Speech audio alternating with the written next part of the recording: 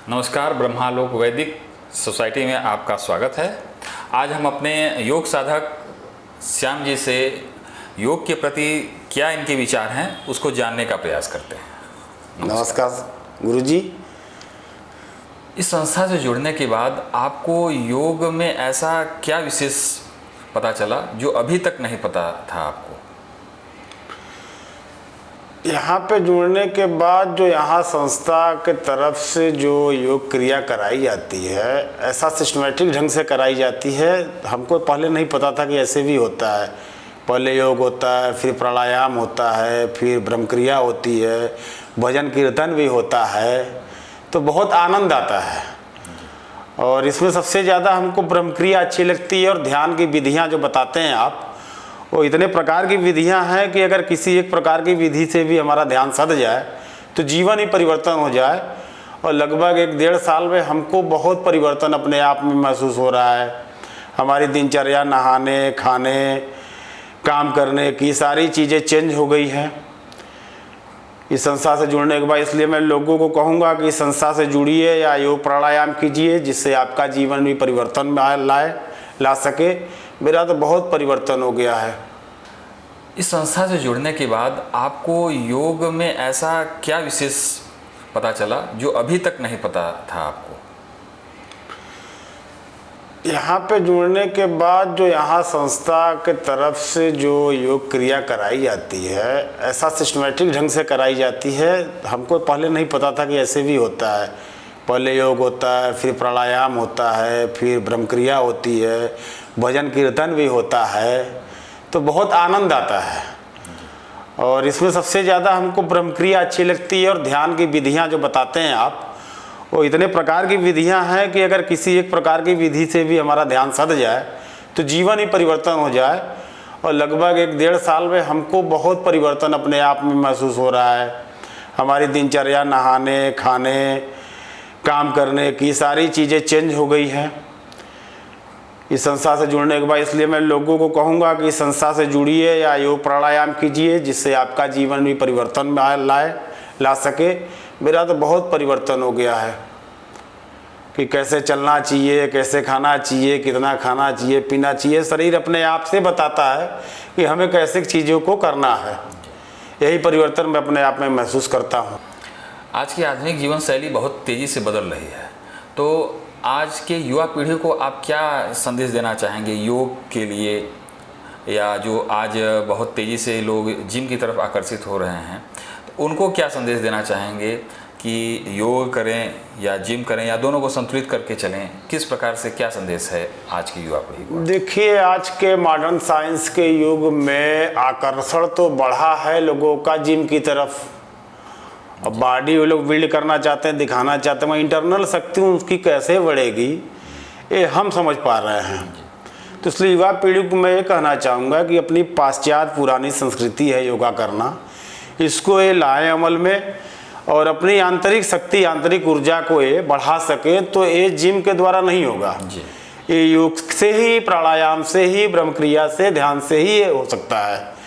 इसलिए मेरी उनसे यही आग्रह है कि आप जिम करिए, मगर योग ध्यान के लिए भी थोड़ा समय निकालिए, जिससे आपका जीवन उज्जवल बन सके। मतलब कहने का तात्पर्य आपका ये है कि जो संतुलन है, शारीरिक संतुलन, ये योग से ही, मानसिक, शारीरिक और आध्यात्मिक संतुलन योग से ही हो सकता है। हाँ, आज के तनाव भरे जीवन में, मॉडर्न आधुनिक काल में, इतने टेंशनाइज्ड वे में हमको लगता है कि योग प्राणायाम क्रिया करना बहुत ज़रूरी है।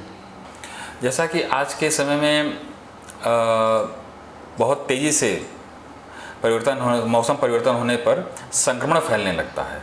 इस संक्रमण को रोकने के लिए, अपने इम्यूनिटी को बढ़ाने के लिए योग की क्या भूमिका हो सकती है? योग प्राणायाम जो है उसकी भूमिका क्या आपकी समझ में हो सकती है? योग प्राणायाम की भूमिका बहुत ही प्रभावी हो सकती है, क्योंकि पिछले 1 साल से मैं जब योग क्रिया प्राणायाम वगैरह कर रहा हूँ तो मैं बीमार अब नहीं पड़ रहा हूँ। पहले मैं बीमार पड़ता था। मौसम परिवर्तन जब भी होते हैं, चाहे ठंडी से गर्मी की तरफ बढ़िए, गर्मी से सर्दी या गर्मी से बरसात की तरफ, तमाम वायरस, बैक्टीरियाज, जम्स एटमॉस्फेयर में हो जाते हैं, जिसके कारण हमारे शरीर को बीमारी लगती है। अब इस बीमारी को दूर करने के लिए हमको अपनी आंतरिक शक्ति को जगाना पड़ता है, और ये आंतरिक शक्ति जिम करने से नहीं जगेगा। ये आंतरिक शक्ति जगेगा जब हम प्राणायाम, ध्यान, क्रिया करेंगे। हमारी आंतरिक ऊर्जा जब डेवलप करेगी तो ये बीमारियां हमारे तक पहुंच ही नहीं पाएगी, और हम मतलब बीमारी से बहुत दूर रहेंगे। कहने का मतलब कि हमारी इम्यूनिटी जो है वो बढ़ती जाएगी। हाँ, और इसमें और मैं अपने आप से को फील भी कर रहा हूँ, लोगों को आग्रह भी करना चाहूँगा कि योग, प्राणायाम, ध्यान करे तो आपको कोई बीमारी कुछ आपको हो ही नहीं सकता है। ये तो मैं आपको बता रहा हूँ। हाँ, हमारे अंदर जो सकारात्मक ऊर्जा है, मानसिक, वो वही बढ़ता है। वही बढ़ता है। जैसा कि योग प्राणायाम की जीवन में क्या अवधि हो सकती है, कितने समय तक किया जा सकता है, कब किया जा सकता है, इसके विषय में आपका क्या विचार है? योग प्राणायाम रोकने की चीज़ नहीं है। जब तक आपका जीवन है तब तक करने की चीज़ है। आप इसको मतलब रुकिए मत।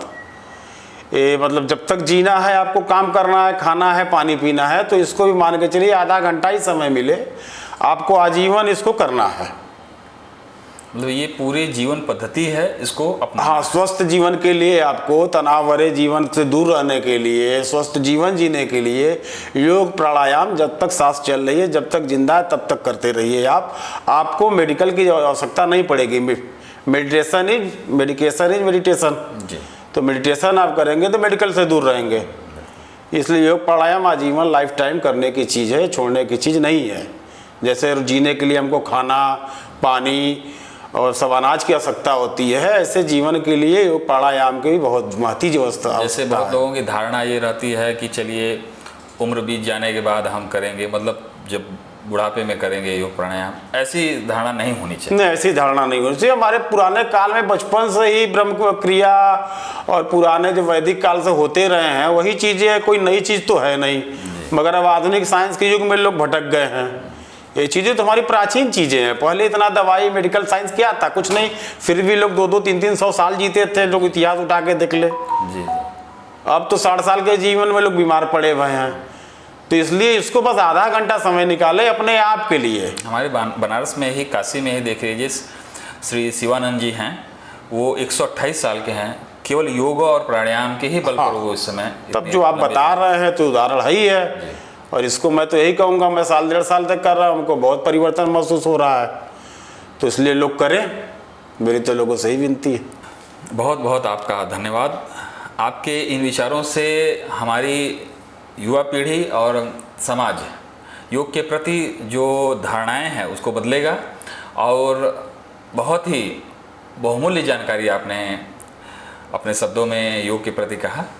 बहुत बहुत आपका आभार। आपका भी बहुत बहुत धन्यवाद।